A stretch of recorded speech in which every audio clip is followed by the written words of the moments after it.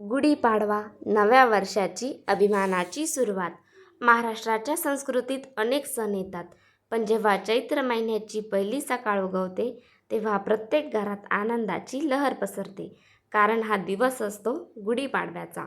हा सण म्हणजे हिंदू नववर्षाची पहिली पायरी, नवीन स्वप्नांची आणि नवीन आशेची सुरुवात. गुढीपाडव्याच्या दिवशी सकाळी लवकर उठून घराची स्वच्छता केली जाते, दारात सुंदर रांगोळी काढली जाते आणि घरासमोर अभिमानाने गुढी उभारली जाते.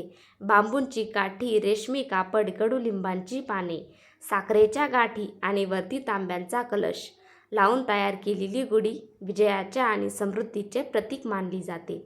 गुढी म्हणजे फक्त एक काठी नाही, तर ती आपल्या परंपरेचा, संस्कृतीचा आणि अभिमानाचा झेंडा आहे. उंच उभारली गुढी, विजयाचा तो मान, नव्या वर्षाची सुरुवात, आनंदाचा गाण, घराघरात उत्साह, संस्कृतीचा साज.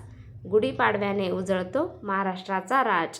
गुढीपाडव्याने उजळतो महाराष्ट्राचा राज.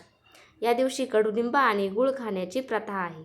याचा अर्थ जीवनात गोड आणि कडू असे दोन्ही अनुभव येतात, पण प्रत्येक परिस्थितीत पुढे जाण्याची ताकद आपल्याला असली पाहिजे. हा संदेश गुढीपाडवा आपल्याला देतो. कडू कडुलिंब, गोड गुळाची साथ. जीवनात येतात सुख दुःख दोन्ही हातात.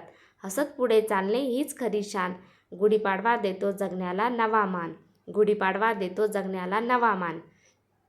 गुढीपाडवा हा सण फक्त सण नाही, तर तो नवीन वर्षाची प्रेरणा आहे. हा दिवस आपल्याला सांगतो की जुने दुःख विसरून नवीन आशेने पुढे जावे. गुढीपाडवा म्हणजे फक्त सण नाही, तर नव्या स्वप्नांना उंच भरारी देणारी सुरुवात आहे. धन्यवाद. लाईक, शेअर, सबस्क्राईब करायला विसरू नका.